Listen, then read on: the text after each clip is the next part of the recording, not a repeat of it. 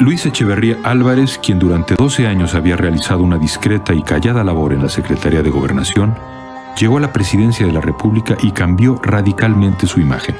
Echeverría Álvarez, presidente electo de México.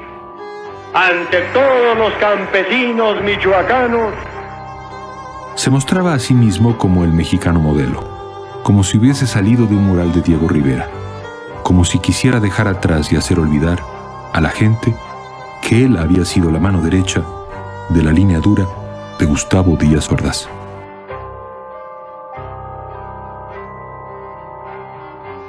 Durante su campaña, en la Universidad Nicolaita de Morelia, guardó un minuto de silencio por los caídos en Tlatelolco.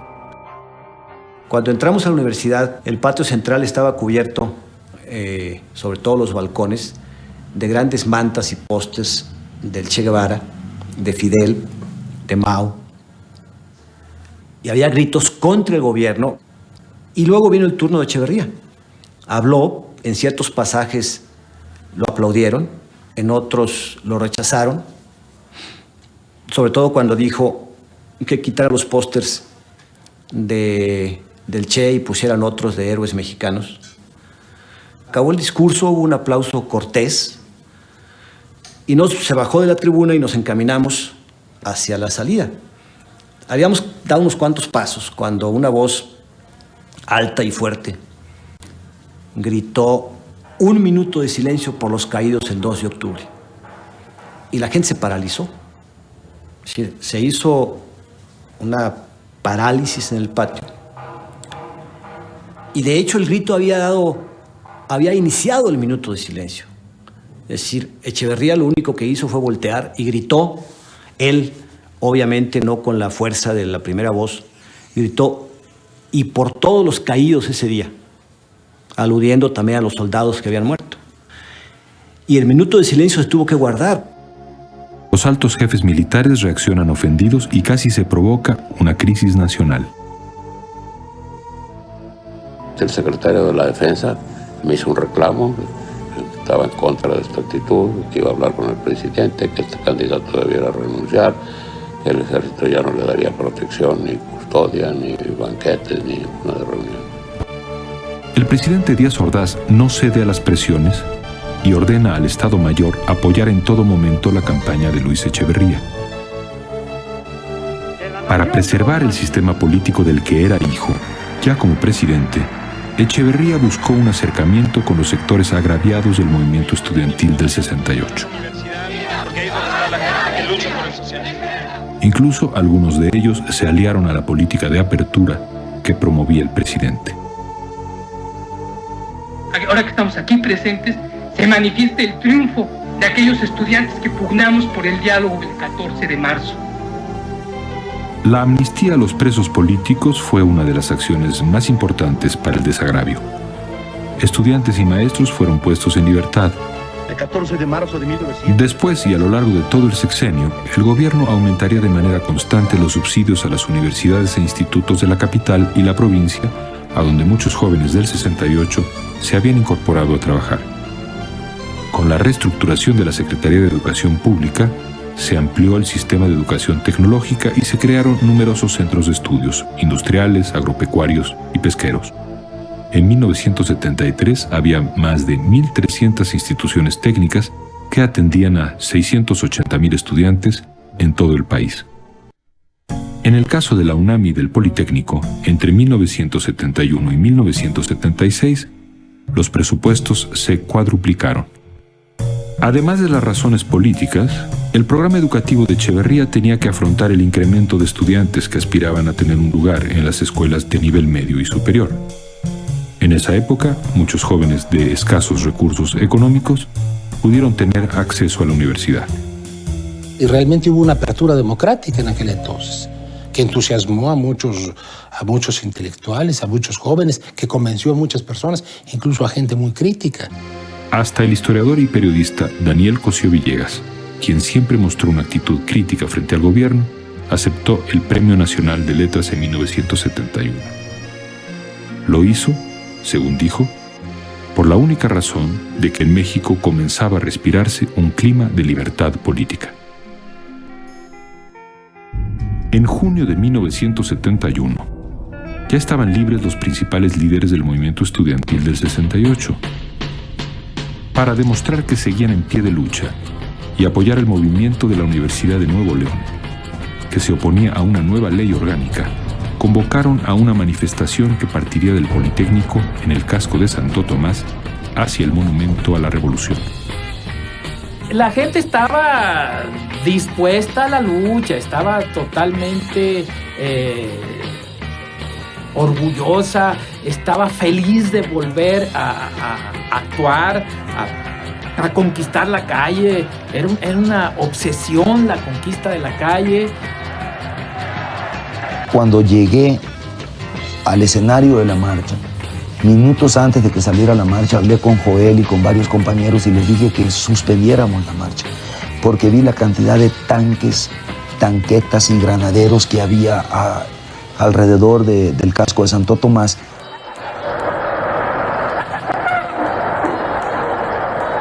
Llegamos precisamente a la altura del Cine Cosmos, observamos, está toda una cortina de granaderos y un metro más adelante o 2 metros está una cortina de elementos con varas de kendo y se nos hace raro aquello. Se dejan ir sobre la cabeza de la manifestación estos elementos con las varas de kendo, se da el primer choque.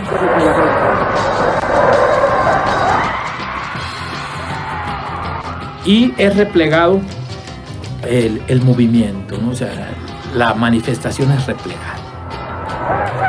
Pero en el tercer enfrentamiento, el tercer choque, los halcones son derrotados.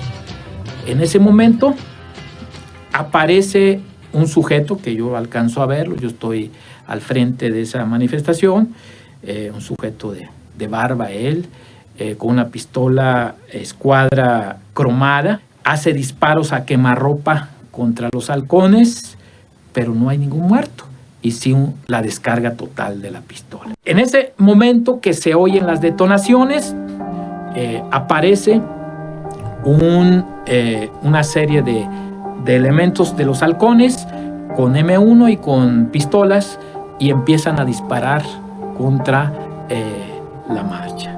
Vemos cómo caen compañeros, el griterío de la gente y aquellos disparando impunemente. Y llegaron a varios de los hospitales a rematar. Lo que nos informaron es que los médicos, las enfermeras, trataron de proteger a los heridos, pero sí hubo elementos que fueron allí victimados. Nadie supo cuántos murieron en aquel jueves de Corpus.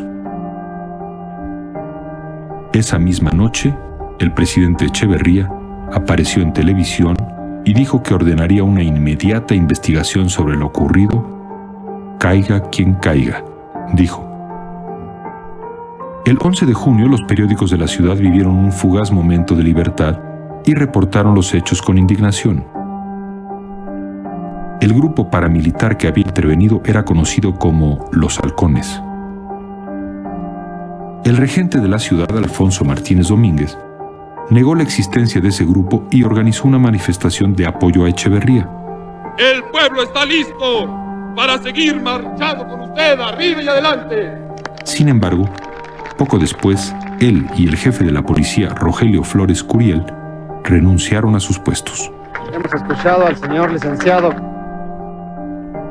La investigación prometida nunca fue tal.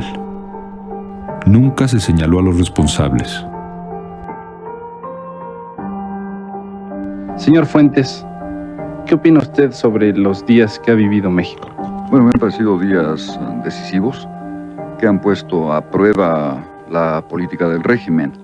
Siempre he sostenido que a partir de 68 el régimen mexicano entró en una crisis y se enfrentó a una disyuntiva, democratizar o reprimir. El gobierno del licenciado Echeverría desde un principio, me parece a mí, optó por el camino de la democratización. El jueves pasado esta política fue puesta a prueba por acontecimientos que a mí me parece obviamente preparados. Me parece que se trata de una trampa puesta por las fuerzas más regresivas del país, fuerzas de dentro y de fuera del gobierno.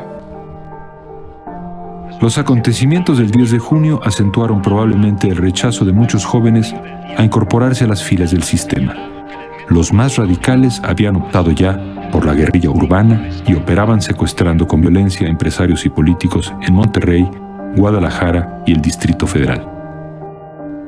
En septiembre de 1973, tras un intento de secuestro por un comando de la Liga Comunista 23 de septiembre, muere asesinado el industrial regiomontano Eugenio Garza Sada. Se trataba de detener el carro donde iba Garza Sada, inhabilitar a los acompañantes, dicho francamente, liquidarlos, ¿no? Para que no hubiera posibilidad de resistencia, llevarse a Garza Sada a una casa de seguridad que estaba condicionada, todo lo que se pensaba hacer, ¿no? Ahora falló, pues. ¿Qué fue lo que pasó? Pues que no hubo la precisión o el azar o lo que tú quieras influyó para que se armara la balacera, que se suponía que no iba a darse la posibilidad de que se armara, y ahí muere Garza Sada, ¿no? Lo cual para nada estaba contemplado en el proyecto original, ¿no? En el sepelio al que asistió el presidente Echeverría, la reacción de la sociedad es de furia contra el gobierno. Lo acusan de propiciar un ambiente político que genera el surgimiento de grupos guerrilleros y marxistas. Entre 1970 y 1976, México viviría un capítulo sordo y mal documentado de la guerra sucia que enfrentó también en otros países de América Latina a los grupos más radicales de la generación de los años 60 con el poder público y con el ejército. Sí hubo guerra sucia, pero no fue una guerra sucia que alcanzara las dimensiones de la guerra sucia en Argentina o en Uruguay o en aquellos países donde hubo dictaduras militares. Echeverría se consideraba en términos internacionales y hasta nacionales un progresista, ¿no? Y jugaba mucho su imagen en el terreno internacional. Además de que yo creo que estaba convencido de que, él se miraba a sí mismo como adversario de las dictaduras militares, ¿no? Y por eso la apertura al exilio y todo ello, ¿no?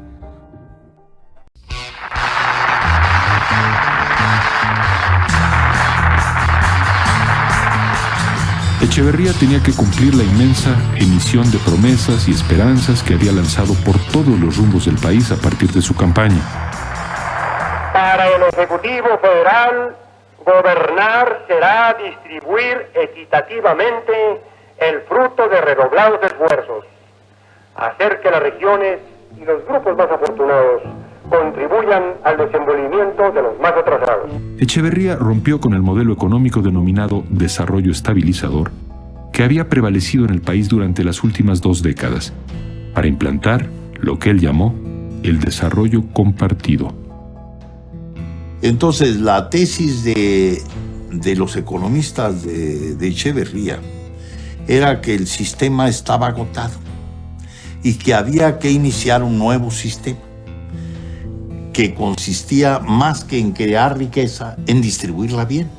Si recordemos que en los 70s es cuando llega a su cúspide la explosión demográfica en México, cosa que no estaba tomada en cuenta en el modelo anterior, ¿verdad? Parecía como si no existiera el problema.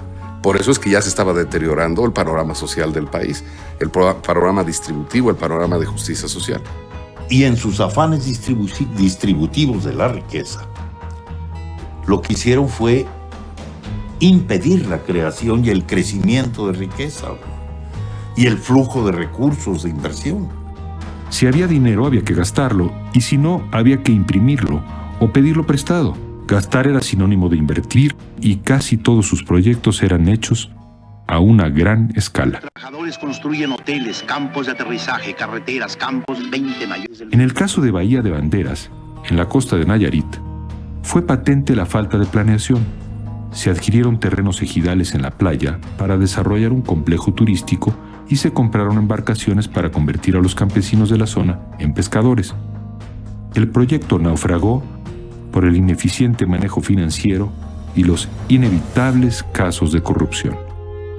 Otro proyecto faraónico, que tampoco cumplió con las expectativas que se planteó, fue el del complejo siderúrgico Lázaro Cárdenas Las Truchas. Obra colosal que en junio del próximo año producirá el acero que requiere toda nación en marcha.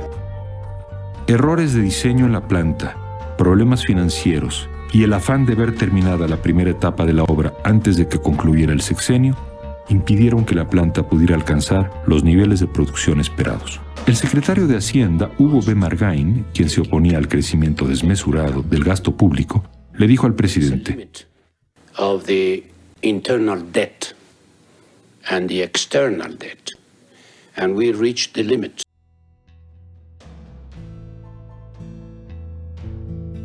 Luis Echeverría aceptó la renuncia del ministro. He was very nice when he said, well, we are friends, you are feeling bad, let me try, and you will go any place that you would like. And I selected to be ambassador in Great Britain. Poco después, el presidente Echeverría hizo una declaración verdaderamente histórica.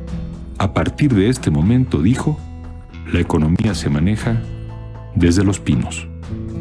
Pues dejó de lado una vieja tradición,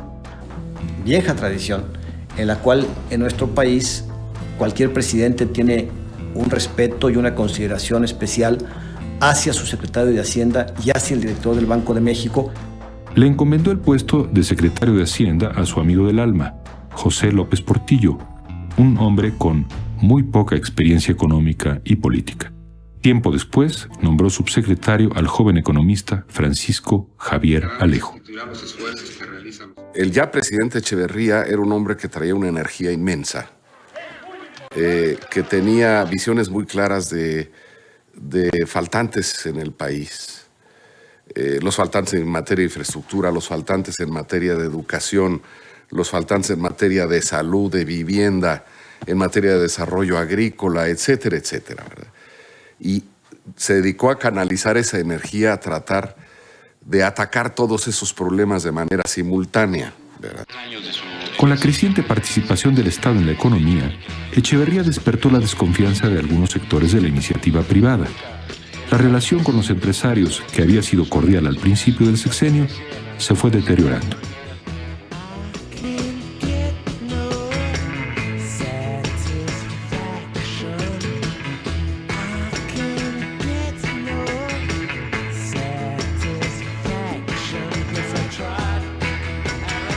Les llamó riquillos en un informe y logró que estos cerraran filas en una nueva agrupación popular, el Consejo Coordinador Empresarial.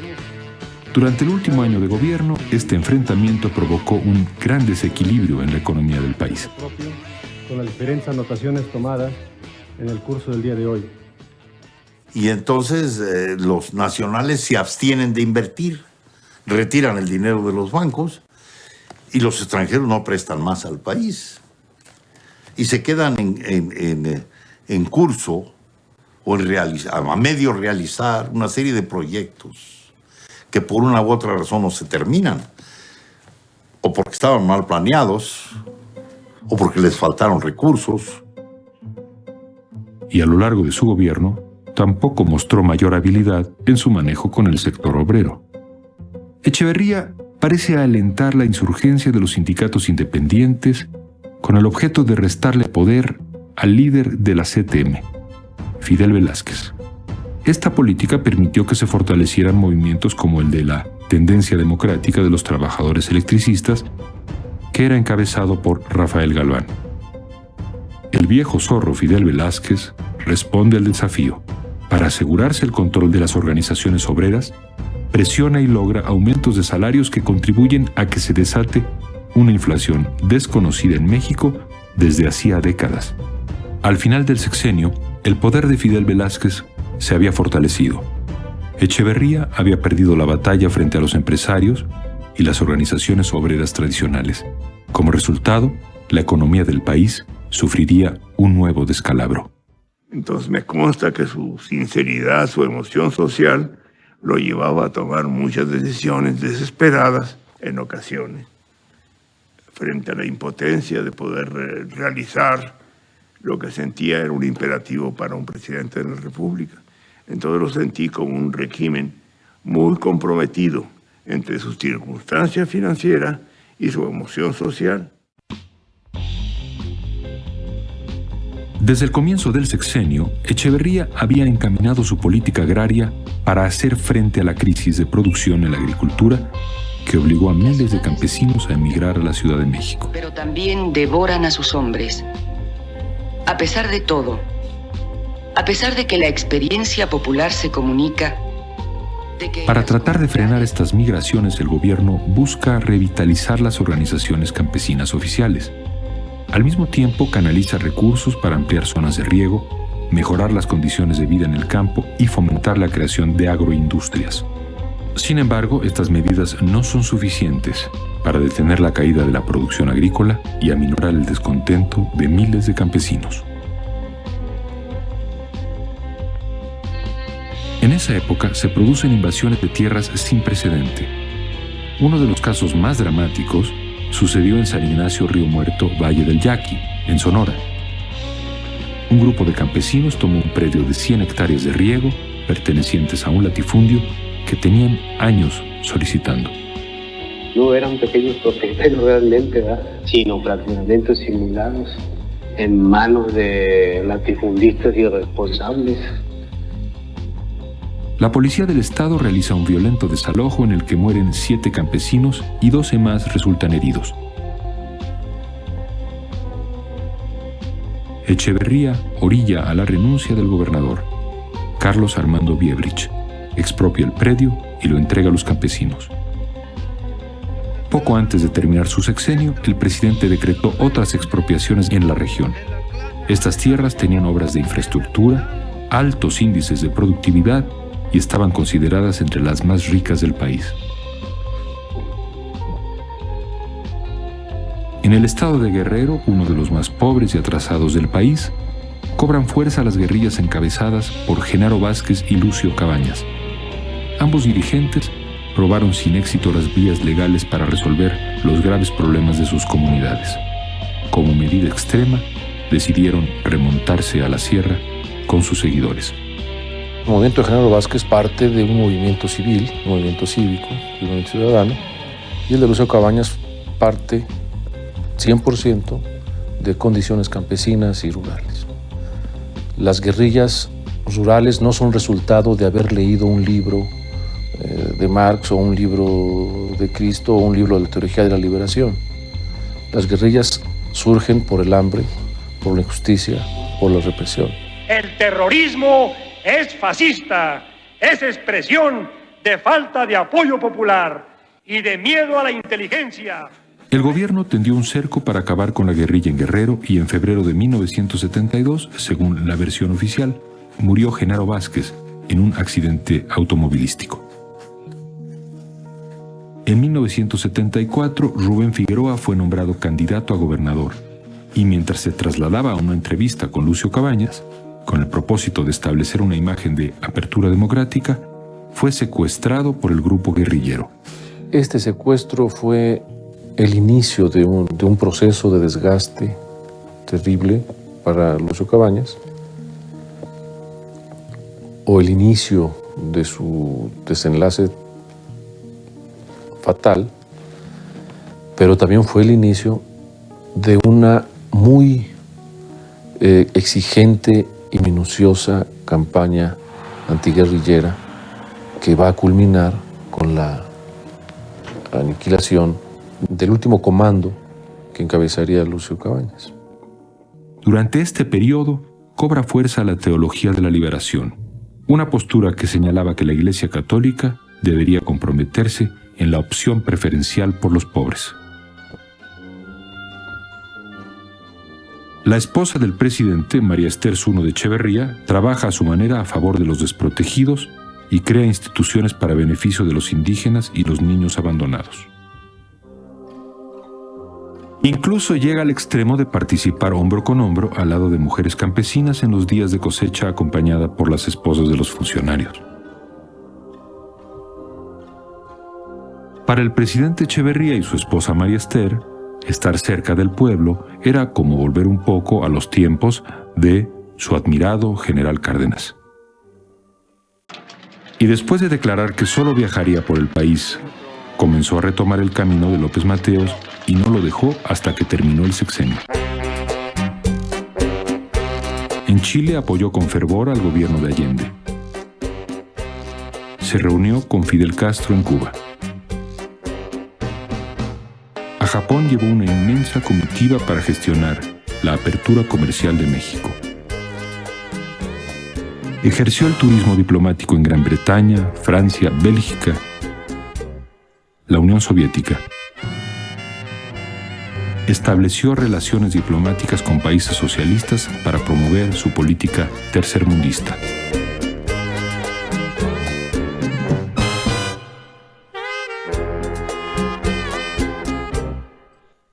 Con el tiempo, el presidente enviaría a su ministro de Relaciones Exteriores para arreglar, según él, el conflicto entre árabes e israelíes.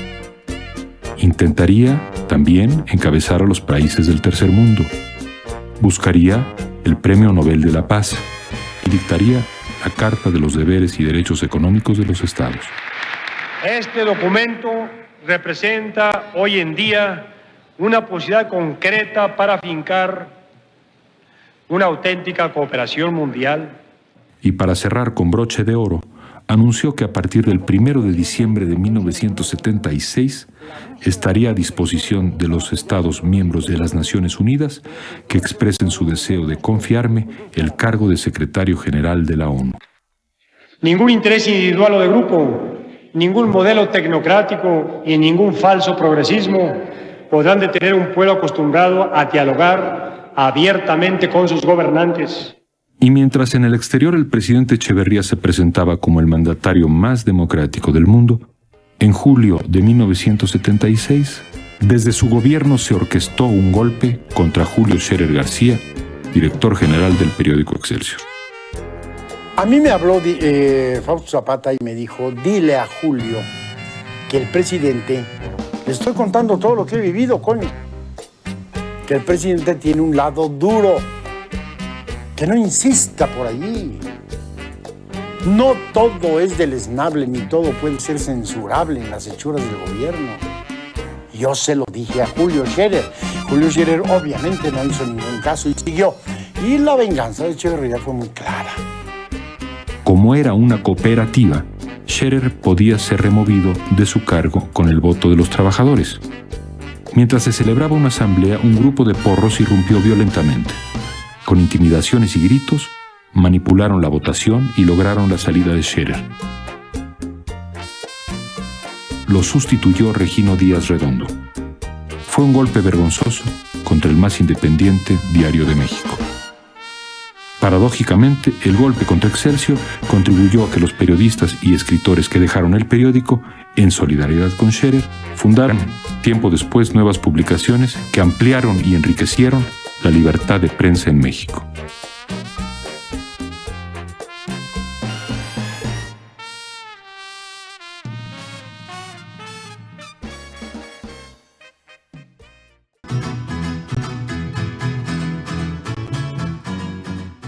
Los proyectos culturales del Estado siempre pretendieron integrar y promover las manifestaciones que hablaran de las raíces y tradiciones del pueblo mexicano. Para reafirmar el nacionalismo, el presidente y su esposa utilizan el folclore como una expresión fundamental de la cultura. El mundo indígena se vuelve protagónico y Luis Echeverría se acerca a él, como no lo había hecho ningún presidente desde Cárdenas.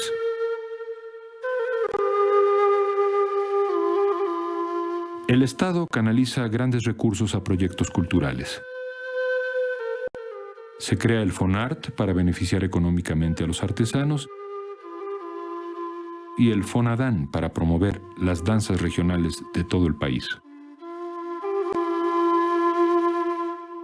En el ámbito de la antropología, en un exceso de nacionalismo, se llega al extremo de prohibir la entrada al país a científicos extranjeros estudiosos de la cultura maya, que habían contribuido a descifrar códices y a ampliar los conocimientos sobre aquella civilización. Para atender las necesidades de la comunidad científica y apoyar a los investigadores en otras áreas, se crea el Consejo Nacional de Ciencia y Tecnología, el CONACYT.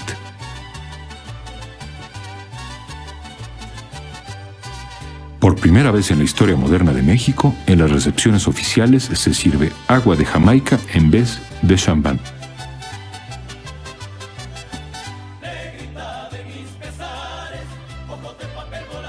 El Estado también se hace cargo de la industria cinematográfica y se convierte en productor, distribuidor y exhibidor. Desde el Banco Cinematográfico, el hermano del presidente, el ex actor Rodolfo Landa, controla el nuevo cine mexicano. Nuestro cine, escena 1, toma 1. Entonces, en los 70s es cuando siento yo que verdaderamente cambia el cine. Se rompe un esquema que estaba muy apoltronado, muy duro y que era imposible de barrer. Rodolfo Echeverría tiende exactamente todas las posibilidades para que surjan escritores, para que surjan camarógrafos, para que surjan directores en corto y en largometraje. Con el ímpetu tercermundista de los años 70, se filman películas que muestran al pueblo sin maquillaje. Se toleran los temas revolucionarios y en la pantalla se ven trabajadores en huelga y estudiantes perseguidos. Los viejos directores son hechos a un lado. Hay gran despliegue de recursos de producción, vienen las grandes estrellas y la entrega de los Arieles se realiza en Los Pinos. Hola, Guillén. Durante su sexenio, el presidente Echeverría procuró especialmente el acercamiento de los intelectuales con el Estado. Se acercó a todos, a muchos con éxito, pero hubo excepciones, como Octavio Paz y Gabriel Said, y sobre todo Daniel Cosío Villegas, que a lo largo del sexenio criticó el estilo personal del presidente. En uno de sus famosos viajes, que se conoció como el avión de Redilas, Echeverría llevó a un grupo numeroso de intelectuales mexicanos a Buenos Aires. Yo envió a Juan Rulfo y a mí a que preparamos la gran cena con los intelectuales. Es decir, nosotros queríamos que fueran unos cuantos, un grupo muy selecto. Y cada vez que se le proponía, yo le propuse concretamente que redujera el número de invitados. Cada vez que el Juan me le proponía una reducción, él proponía el doble, hasta que llegamos a una cena, pues yo creo que fue mínimamente de 500 personas. Efectivamente era una debilidad de él, es decir, quería convertir toda reunión en un acto histórico. Esto me trae a la memoria lo que decía un intelectual boliviano que fue muy amigo mío, René Zabaleta, hablando tanto de Echeverría como de López Portillo. Dice, lo que pasa con los mexicanos es que cuando les dan a construir una barda, quieren construir una pirámide. En 1975, Echeverría visitó temerariamente a los estudiantes de la UNAM.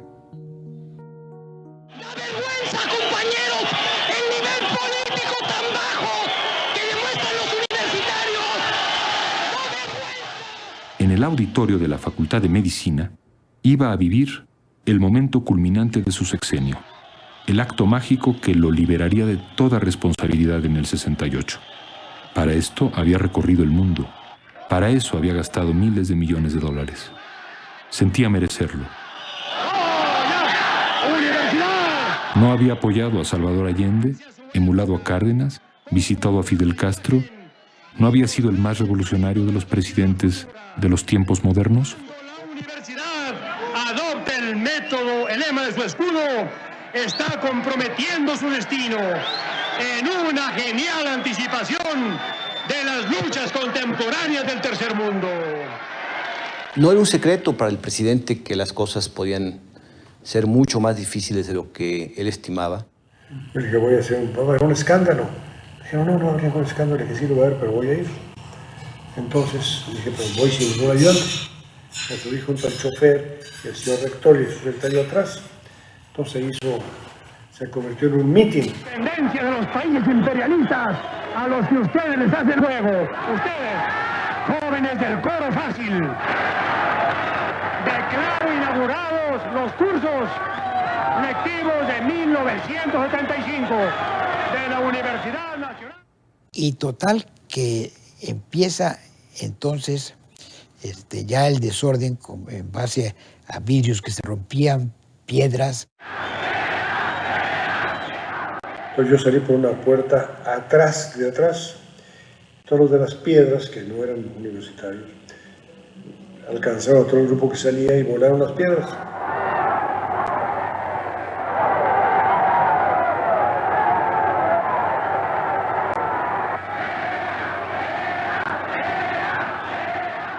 Y una muy grande, una rocota, me pasó por el cuero cabelludo. Se ha caído de plano, me parte el cráneo. Y eso fue. Me fui a Los Pinos y seguí trabajando. 10 de junio no se olvida, decían las pintas que todavía se veían en algunas bardas de la universidad y sus alrededores. Años después, la revista Proceso publicaba un reportaje en el que Alfonso Martínez Domínguez hablaba sobre su última conversación con Echeverría después de la matanza del Jueves de Corpus. Me tomó de aquí, es decir, su renuncia, porque si no cae usted, caigo yo. Le dije, licenciado, está usted haciendo un problema policíaco, muy grande problema político, es un error, pero usted es el jefe y yo estoy solo. Renuncie, yo necesito que renuncie, míreme a los ojos, reúna a su familia y dígales que tenemos usted y yo el compromiso de hombres, de que usted regresa limpio y sin ninguna mancha al gabinete en 2 o 3 meses. Pues como usted ordena, y así fue. Nunca regresé. Gracias a Dios. A mí me parece que efectivamente el presidente de la República estaba enterado de la existencia del grupo de los halcones, que fueron los que produjeron ¿cómo se llama? Pues la masacre del Día de Corpus. Pero yo no sé bajo qué mando real estaban ellos, porque yo no alcanzo a ver cuáles hubieran sido las motivaciones de Echeverría para romper la política que él mismo estaba haciendo. Es decir, fue un gravísimo daño a su imagen como presidente y a su imagen como político y a su imagen como su imagen histórica. Y yo creo que la propia personalidad de Echeverría echó a perder los programas. Creo. Un hombre inapelable, un hombre que no escucha, aunque sabía escuchar. Ninguna sugestión o sugerencia, pues es un hombre que hace tropezar sus propios proyectos. A mediados de 1976, el fracaso del experimento económico populista era claro. Fue muy lamentable. Fue un hombre, el presidente Echeverría, que tenía las mejores intenciones respecto al sector popular. Y creo que fue el más afectado por la inflación que sobrevino, la caída del empleo. Obviamente, a quien más afectó era a las clases populares, ¿verdad? El 31 de agosto de 1976, el tipo de cambio frente al dólar, que se había mantenido a 12.50 durante los últimos 26 años, se sustituyó por una flotación controlada que dio inicio a un proceso de sucesivas devaluaciones a las que ha estado sujeta la economía mexicana a partir de entonces. El endeudamiento subió algo del orden de 20,000 millones de dólares, el endeudamiento público externo, de 3,000 en que se había iniciado, 3 o 4,000 millones en el sexenio. Y los particulares también se endeudaron severamente. De manera que cuando viene la devaluación de 76 fue un verdadero caos. Y la gente quería sus billetes para venderlos o para llevárselos al extranjero. O para guardarlos en los colchones, que fue una cosa que se hizo. Se pasaron días terribles en el final del régimen de Luis Echeverría. Recuerdo que había quien le aconsejaba que se la dejara a su sucesor, la devaluación y todo lo que había que hacer, etcétera, etcétera. Y la conclusión muy firme de él fue que era una crisis económica que correspondía a su administración y por consiguiente él tenía que asumir toda la responsabilidad a fines de dejarle a su sucesor la posibilidad de manera tranquila y reposada ajustar el panorama económico del país ya con calma. Echeverría nombró como su sucesor a un amigo de juventud, un hombre de ascendencia criolla que en sus memorias escribiría: «Fui educado en la hidalguía». Por eso entregaré con toda mi esperanza, con toda mi certidumbre de mexicano, el mandato supremo de la República a José López Portillo.